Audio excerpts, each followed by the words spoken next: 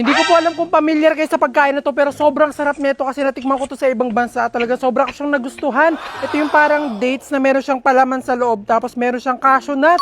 Tapos sobrang sarap talaga nito kasi wala akong mabilhan nito sa Pilipinas. Kaya naman gawin na lang natin siya dito sa akin Dream Kitchen para talagang din tayo punta ng ibang bansa. So meron na tayo dito mga ingredients niya. So umpisa na natin. So bubusan natin itong mga dates. Tapos ang gagawin natin dito ay bubuksan natin itong dates na to, tapos kukunin natin yung pinakabuto sa loob. Pag nakuha na natin ng perlas, ganyan na itsura niya. Okay na.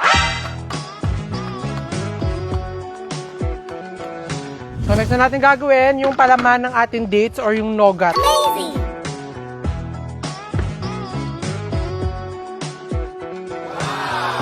Ilalagyan na natin itong marshmallow.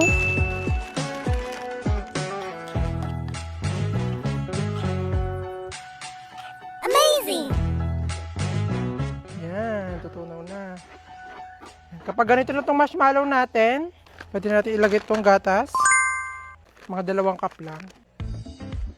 Tapos mix natin. At nung hinalo-halo ko nga po siya ng malala at ganito na nga yung consistency niya, agad-agad ko na nga rin siyang inahon dito nga sa ating lutuan. At talagang dito ko nga po nilagay sa plastic na lagayan nga ito, tinunaw nga natin kasi kapag nilalagay ko nga siya sa ibang lagayan, talagang dumidikit. So after natin siya ma-transfer dito, papalamigin muna natin to. At habang pinapalamig nga po natin to, chinecheck ko nga rin po siya maya't maya kung mainit pa siya kasi kung mainit pa nga po ito, talagang hindi pa siya pwede. At finally nga rin po maya-maya lumamig na nga rin po siya kaya hindi na ako nagpatumpik-tumpik pa at umpisa na nga natin gawin. Kumuha nga lang po ako ng konti dito sa tinunaw nga natin, tas binilog-bilog ko nga po siya, tsaka ko siya nilagay dito sa loob ng date. At ganito nga po yung naging itsura nga po ng ginawa ko at talagang pares nga siya dun sa original at talagang walang pinagkaiba. At sana nga talaga yung lasa nga ng kinain ko nga na original nga na ganito ay ganito nga rin yung lasa nitong ginawa ko. At para hindi na nga po ako mag-crave nga po dito, talagang dinamihan ko na nga po yung ginawa ko. So ito na nga po, nagawa na nga natin yung nagtitrending nga sa ibang bansa. Ito na siya. So tikman na natin. So, talagang kalasang-kalasa niya. Kinain ko sa ibang bansa na ganito. 1, 2, 3.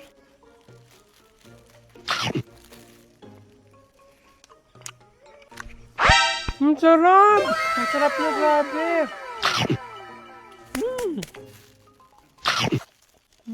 Bagay na bagay yung combination ng nougat pati ng dates, tapos sinamama po siya ng cashew nut. Perfect! Amazing!